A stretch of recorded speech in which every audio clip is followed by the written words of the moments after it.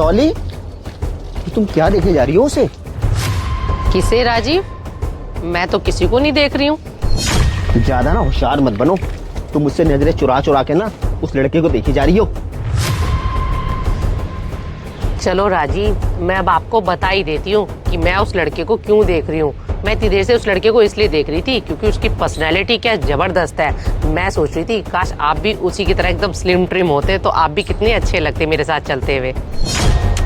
ठीक है, अब ज्यादा ज्ञान मत बांटो। मेरा दोस्त आने वाला है, उसके लिए पकोड़े वकोड़े बना लेना।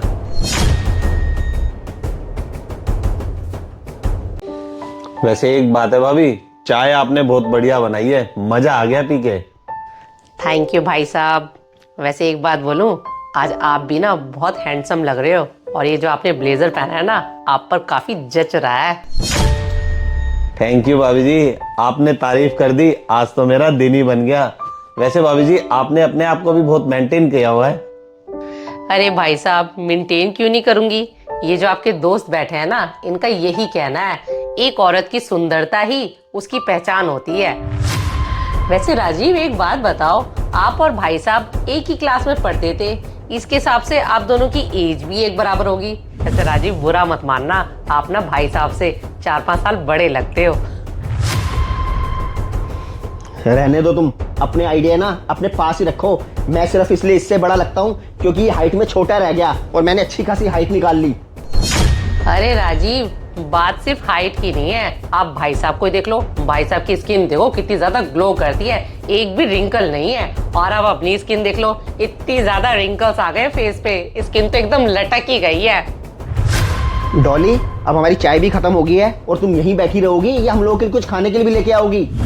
ओ सॉरी राजीव, मैं तो बातों बातों में भूल गई। एक्चुअली क्या है ना, भाई साहब बातें बहुत अच्छी करते हैं। आप बैठो, मैं ना भाई साहब के लिए गर्मा गर्म पकोड़े बना के लेके आती हूँ। रुको भाभी जी, मैं कभी फुर्सत में आऊंगा आपके हाथ के पकोड़े खाने के लिए। ठीक है भाई, मैं चलता हूँ। और सुन, अपने फेस पे ग्लो ला, मुझसे 4-5 साल बड़ा ही लगता है तू। ठीक है, मैं चलता हूँ।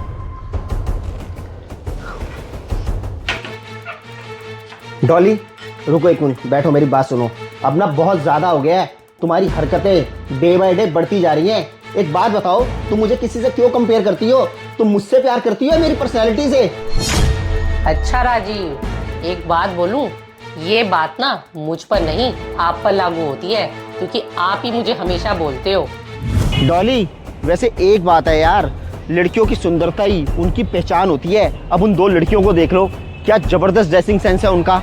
आप भी उन्हीं की तरह कपड़े पहना करो ना यार, क्या देसी से कपड़े पहन लेती हो? राजीव, ये तो अपनी अपनी सोच है। बाकी लड़कियों को वेस्टर्न कपड़ों में ही कंफर्टेबल फील होता है और मुझे इन सूट सलवार में ही कंफर्टेबल फील होता है। अरे माना डॉली, आप सूट और सलवार में कंफर्टेबल हो, लेकिन आप मेरा भी तो सोचो। अगर आप जीन्स टॉप पहनोगी या वेस्टर्न क्लोथ पहनोगी ना, तो मेरे साथ चलती अच्छी लगोगी। हम लोग शहर में रहते हैं ना कि गांव में। अब इन सारी लड़कियों को देख लो, सबने वेस्टर्न क्लोथ पहने हैं ना, कितना अपडेटेड रहती हैं ये। आप भी ऐसे अपडेटेड रहा करो। राजीव, पता नहीं क्यों मुझे दूसरी लड़कियों से हमेशा कंपेयर करते रहते हैं। राजीव, आपकी हमेशा से यही सोच रही है कि एक औरत की सुंदरता ही उसकी पहचान होती है, पर मेरा मानना तो यही है, एक हस्बैंड वाइफ के रिश्ते में प्यार और अपनापन होना बहुत ज़रूरी है। हमारी 8 साल की शादी में मैंने कभी भी आपको किसी और से कंपेयर नहीं किया क्योंकि मैं आपसे प्यार करती हूँ, ना कि आपकी पर्सनैलिटी से। पर आप मुझे हमेशा दूसरी औरतों के साथ कंपेयर करते रहते हो। राजीव, जो मैं 3-4 दिन से ड्रामा कर रही थी ना, आपको दूसरों से कंपेयर कर रही थी, सिर्फ और सिर्फ आपको सबक सिखाने के लिए कर रही थी। क्या डॉली, मुझे सबक सिखाने के लिए 3-4 दिन से तुम ये ड्रामा कर रही थी?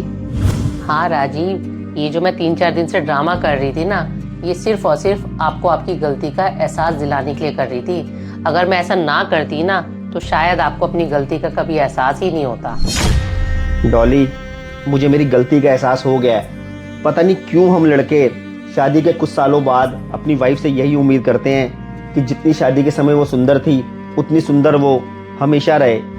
राजीव, एक बात बोलूं, हर औरत अपना आप को मेंटेन रखना चाहती है, पर घर की जिम्मेदारियों के होते ही वो अपना आप पर ध्यान दे ही नहीं पाती है। वैसे मुझे बोलना तो नहीं चाहिए, पर आप लड़कों में भी तो शादी के बाद काफी चेंजेस आते हैं, पर हम औरतें कभी भी आपको किसी और से कंपेयर नहीं करती हैं। डॉली, मुझे और शर्मिंदा मत करो, मुझे मेरी गलती का एहसास हो गया है। मैं तो बस एक ही बात कहूँगा कि अपने लाइफ पार्टनर को कभी भी किसी से कंपेयर मत करो, इससे रिश्ते कमज़ोर और खोखले हो जाते हैं।